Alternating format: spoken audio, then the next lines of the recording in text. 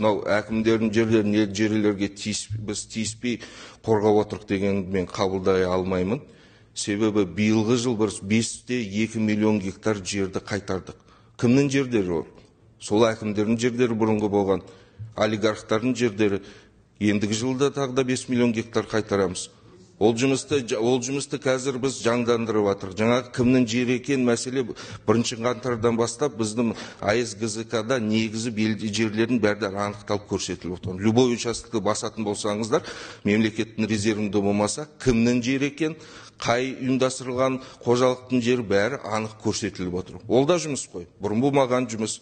Қазір енді ол жұмыс жалғастырылып жатыр.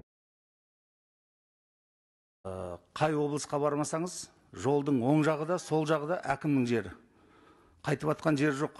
Мал ұстап отырған, егін егіп отырған кісілер жерге зәру болып отыр, бірақ ана қолы күштілер сол бұрын қалпында қалып отыр. Мына жердің иелерін сіздерге мына шығарып тақтаға жазып қоюға кім кедергі?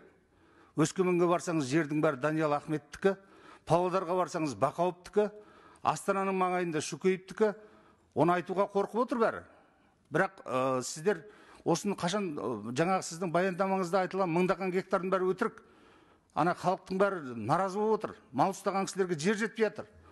Соны сіздер мынандай әдемі баяндаманың орнына осыны қашан қолға аласыздар нақты? Соны айтыңызшы. Аты жөнін жазыңыздар. Неге ұяласыздар оларды тақтаға іліп қоюға? Бұрынғы отырған байлар солай отыр.